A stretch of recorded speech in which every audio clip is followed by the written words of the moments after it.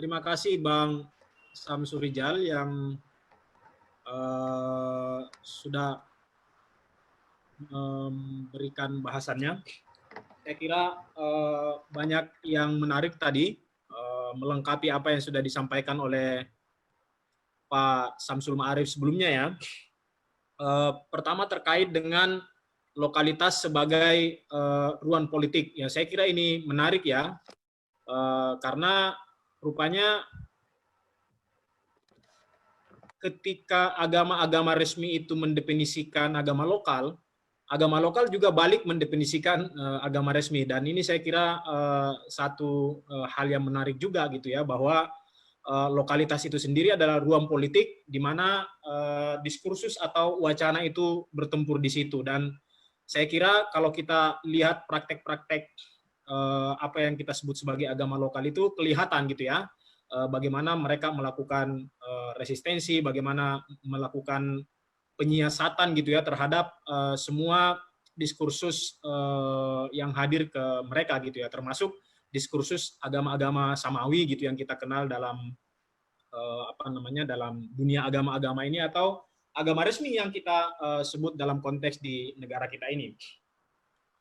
Nah, tadi yang terakhir yang disampaikan oleh Bang Ijal juga terkait dengan kenapa kemudian saat ini semakin terkikis gitu pandangan-pandangan keagamaan lokal itu, karena puritanisasi agama gitu ya, yang kemudian menganggap praktek-praktek keagamaan atau praktek-praktek komunitas lokal yang kita tadi sebut sebagai ritual-ritual itu dianggap sesuatu yang mengganggu stabilitas agama resmi gitu ya, dianggap musyrik, dianggap khurafat, dianggap hal-hal yang tidak sesuai dengan ajaran agama. Nah, saya kira hal-hal ini yang kemudian saat ini menjadikan seolah-olah gitu ya, hubungan manusia dengan alamnya itu murni hubungan yang sifatnya ekonomis gitu, atau hubungan subjek objek gitu, hubungan yang tidak lagi berangkat dari hubungan nilai-nilai tadi itu, hubungan yang saling menghargai antara manusia dengan alam di sekelilingnya, yang kalau dalam pandangan komunitas lokal itu ya, kalau tadi Bang Samsul menyebutnya sebagai subjek juga gitu ya. Nah, tadi Pak Samsurijal menambahkan bahwa komunitas lokal itu menyebutnya sebagai memiliki personhood gitu ya, atau spirit, atau kepribadian gitu. Jadi semua lingkungan di sekitar kita yang non manusia itu juga adalah subjek yang memiliki spirit dan juga nilai-nilai sendiri di dalam kediriannya. Selanjutnya saya persilahkan ke Romo Rudi. Kalau mau share screen bisa di itu ya. Kami warga agama lokal nggak punya PowerPoint ini. Siap. Oke. Baik, selamat malam. Salam restu semesta untuk kita semua. Ada 4 poin yang mau saya share sebagai pemantik diskusi untuk kita di malam hari ini. Yang pertama, pengalaman empirik bagian dari sejarah bangsa. Jadi sebenarnya bangsa-bangsa di Nusantara maupun di Melanesia itu memiliki satu pengalaman empirik mengenai wabah penyakit. Pandemikah, atau di komunitas Jawa di tempat Samsul disebut pagebluk. Dan artinya sebenarnya bangsa-bangsa kita memiliki satu pengalaman sejarah yang terus terulang dalam dekade-dekade berikutnya. Catatannya bahwa wabah itu senantiasa berkait dengan pertanda alam yang oleh Samsul tadi disebut sebagai bagian dari cara pandang kosmologi. Kita ambil satu contoh sejarah di abad ke-17, ada wabah penyakit pes yang ketiga, dan sebelumnya ada begitu banyak kan. Di tahun 1918, flu Spanyol itu melanda Nusantara. 1,5 juta bangsa Nusantara waktu itu meninggal. Ini satu pengalaman yang dialami oleh mereka. Di masa tahun 1900-an juga wabah besar melanda di Kalimantan. Orang-orang Maratus, orang-orang Dayak Deah di lereng Maratus menyebutnya itu sebagai garang panas. Nanti Pak Marco bisa lebih mendetailkan. Di Mahakam itu disebut layo. Dan itu musibah besar. Dan untuk menggambarkan keganasan dari musibah itu, ada satu istilah dalam bahasa lokal yang artinya pagi mengubur, sore dikubur.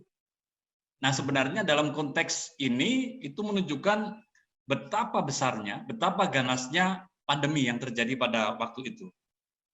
Dari catatan sejarah ini sebenarnya jelas terlihat bahwa kita, bangsa-bangsa di Nusantara dan di Melanesia, itu memiliki satu kearifan, pengetahuan lokal yang disebut oleh Ancu dan Rijal tadi itu kan, yang sebenarnya itu mengadaptasi seluruh situasi yang terjadi. Tapi catatan yang penting dari sejarah itu adalah bahwa pandemi itu mampu merubah peradaban manusia. Ini catatan pentingnya. Dan itu juga terjadi di zaman sekarang dengan pandemi corona itu. Kita dulu juga mengalami leluhur kita, tapi peristiwa yang sekarang tiba-tiba masker menjadi bahan yang paling penting. Jabat tangan sebagai tanda silaturahmi itu dilarang, kan? Jaga jarak dan segala macam. Itu satu perubahan peradaban yang terjadi. Dan itu pengalaman begitu banyak mengenai hal-hal itu. Dan poin yang berikutnya dalam catatan sejarah, selain merubah peradaban bangsa, pandemi ini juga dapat meruntuhkan dinasti kekuasaan. Itu dalam berbagai pengalaman. Tapi kalau di-share ini terlalu panjang nanti. Tapi kita bisa lihat apakah dalam situasi sekarang pun juga akan terjadi runtuhnya sebuah kekuasaan pada situasi sekarang ini. Itu poin yang pertama. Poin yang kedua itu bagaimana perspektif agama lokal memandang penyakit itu. Poin yang pertama tadi sudah disebut oleh Ancu mengenai perspektif kosmologi, diperkuat oleh Rijal berkaitan dengan bagaimana cara memandang penyakit. Dalam tradisi orang-orang Dayak, penyakit itu betul seperti yang dibilang Rijal, tidak semata memiliki kepribadian atau psikologi, tapi dia punya riwayat, punya sejarah. Yang dalam bahasa Benua itu disebut temput. Temput itu artinya ada sejarah asal-usul mengenai penyakit itu. Sehingga dengan demikian, karena ada sejarahnya, ada ceritanya yang bernuansa mitologi, maka perilakunya pun juga berbeda. Dan biasanya itu diawali dengan tanda-tanda alam. Jadi ada satu isyarat dari alam yang mengabarkan bahwa akan ada satu penyakit. Itu yang kalau orang Dayak Benua menyebutnya nyahu. Dari situlah sebenarnya muncul. Tapi nanti menariknya, diskusi saya dengan tetua-tetua adat, mereka tidak mendapatkan pertanda alam mengenai COVID-19 ini. Saya tanya kenapa? Ya ini kan penyakit pendatang, sehingga dia rumusnya beda. Nah itu satu contoh yang berikutnya. Lalu yang kedua itu dimensi penyakitnya. Agama-agama lokal atau orang-orang di kampung berkaitan dengan warisan leluhur itu memandang penyakit itu dalam dua hal. Satu dalam dimensi medis, itu penyakit-penyakit yang bisa didefinisikan dalam teori kesehatan, bisa diperjelas dalam ilmu kedokteran, yang dimensinya bisa personal, bisa komunal penyakit itu. Maka dalam konteks inilah muncul pengetahuan-pengetahuan medik, pengetahuan herbal, yang itu nanti juga dipergunakan dalam konteks situasi di saat ini. Maka dalam hal ini sebenarnya tidak hanya kita bicara agama lokal dalam perspektif religi, tapi bagaimana respon agama lokal dalam kaitannya dengan kuliner, kaitannya dengan herbal itu menjadi menarik karena itu pengetahuan-pengetahuan yang selama ini dimarginalkan. Dimensi yang kedua itu dimensi magis. Jadi penyakit itu dipahami ada unsur, ada dimensi magisnya. Sehingga dengan demikian, persis yang dibilang oleh Rizal tadi, untuk menangani, mengatasi, dan menyembuhkan penyakit itu harus ada perilaku-perilaku khusus yang berkaitan dengan upaya-upaya mengenali terlebih dulu siapa yang datang membawa penyakit dan bagaimana caranya. Istilahnya itu ya WA dulu lah, baru kita tahu. Kalau WA di wall-nya nggak ada gambarnya, nah itu nggak jelas tuh. Ini yang kita mesti cari. Ya. Itu perspektif yang kedua. Perspektif yang ketiga mengenai ritual. Dalam konteks ini, ritual itu adalah sarana, bukan tujuan. Tapi ada 4 hal yang penting dalam setiap ritual. Yang pertama adalah untuk pengobatan.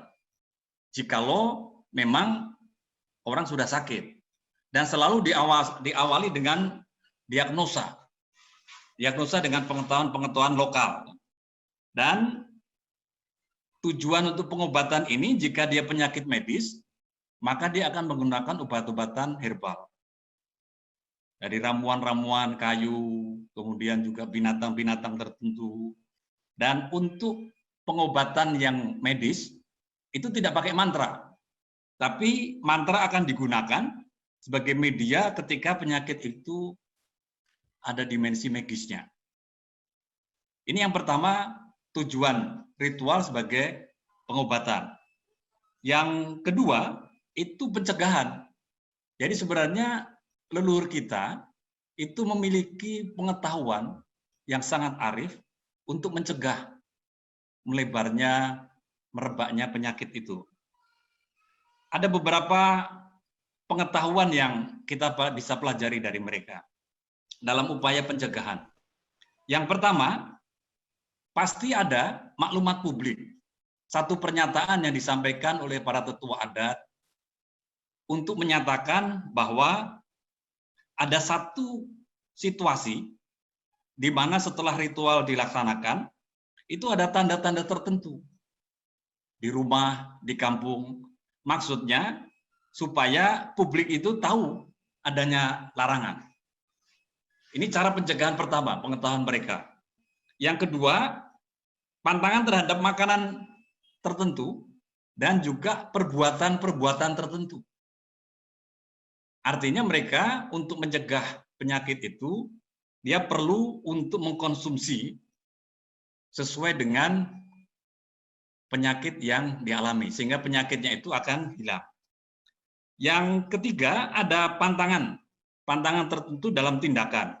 Misalnya kalau di kalangan orang Dayak Benua atau orang-orang Baho di Mahakam, itu salah satu larangannya adalah tidak boleh turun ke tanah untuk beberapa hari tertentu. Dan ini yang istilah sekarang disebut lockdown itu. Dan pembatasan sosial berskala besar, PSBB, Pendidikan Sejarah Perjuangan Bangsa. Itu ada unsur di situ. Dan ada satu yang menarik bahwa untuk pencegahan itu ada satu aturan bahwa mereka tidak boleh menerima tamu. Dan itu dipatuhi. Catatan paling penting bahwa pengobatan dan pencegahan itu selalu dipatuhi. Yang ketiga itu perlindungan. Jadi selain unsur pengobatan, pencegahan, ada unsur perlindungan. Itu satu tindakan komunal untuk melindungi warga dari wabah penyakit. Dan ini ada banyak macam. Nanti Pak Marco bisa men-share bagaimana pengalaman orang-orang Ngaju membuat cacak burung.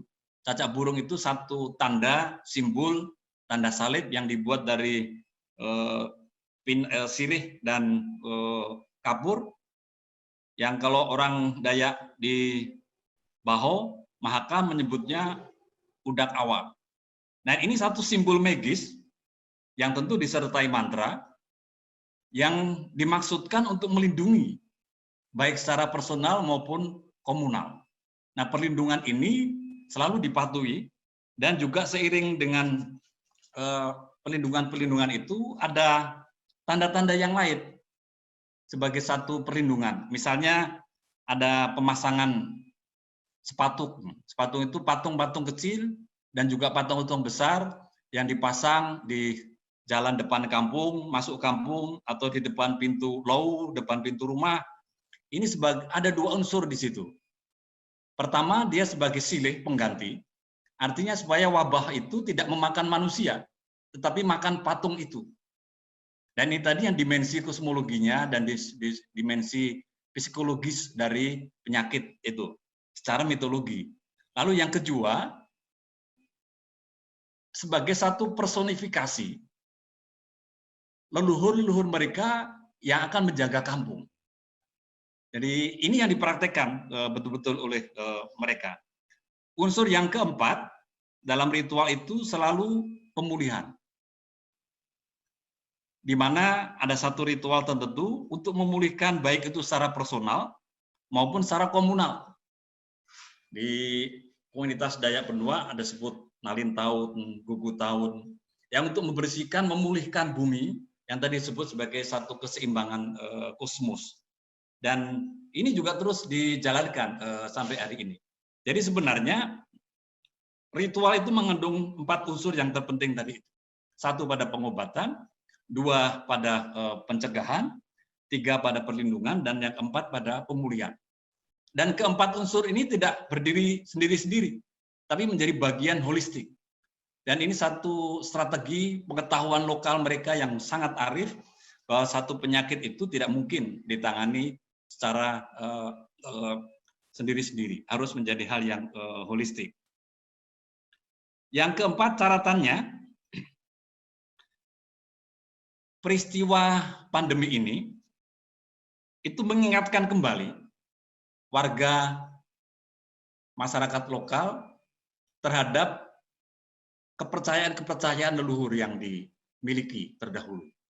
Sehingga dengan sekarang peristiwa ini hikmahnya mereka kembali mengingat, menemukan lagi ramuan-ramuan kayu tertentu, kemudian ke ritual-ritual persyaratan yang lain, kemudian yang bertahun-tahun tidak membakar dupa, sekarang mulai bakar dupa, dan ritual pengetahuan itu terus terinternalisasi dan mengingatkan kembali, menghangatkan kembali pemikiran-pemikiran, pengetahuan-pengetahuan yang dialami oleh masyarakat leluhur mereka.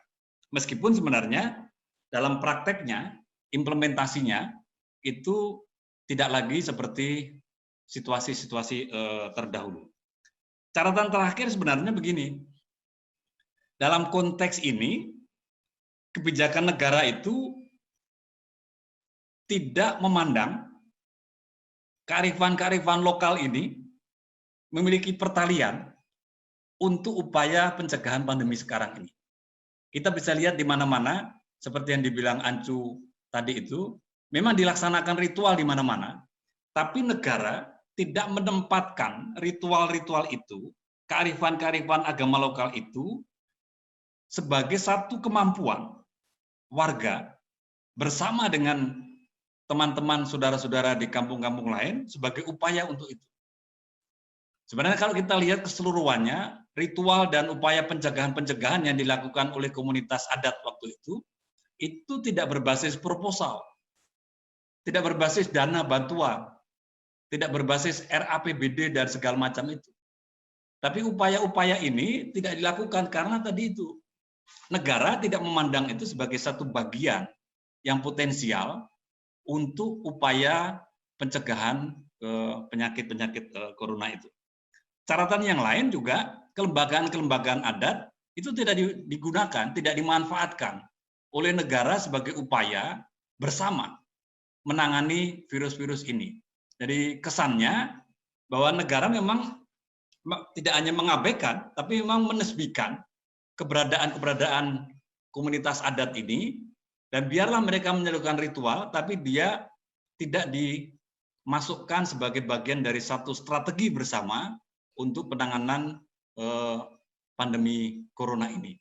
Dan ini sebenarnya jikalau negara itu mau dan punya cara untuk melibatkan komunitas lokal itu menarik itu. Karena menurut Bung Christianus Atok itu kan, arak itu salah satu upaya untuk menolak virus corona. Karena dengan metabolisme tubuh itu. Jadi boleh dicek itu, orang-orang di Kalbar itu, seperti Bung Chris itu, dia aman aja karena dia rajin minum arak. Sama juga saya rajin minum tua. Gitu. Baik, itu catatan saya 4 poin itu. Sehingga sebenarnya sekarang adalah bagaimana bangsa ini dengan pengalaman-pengalaman empirik itu dicatat sebagai satu sejarah, tapi tidak ditempatkan oleh negara karena memarginalkan, seperti ini bilang Ancut tadi itu, positioning dari komunitas adat itu. Begitu, Asma, catatannya.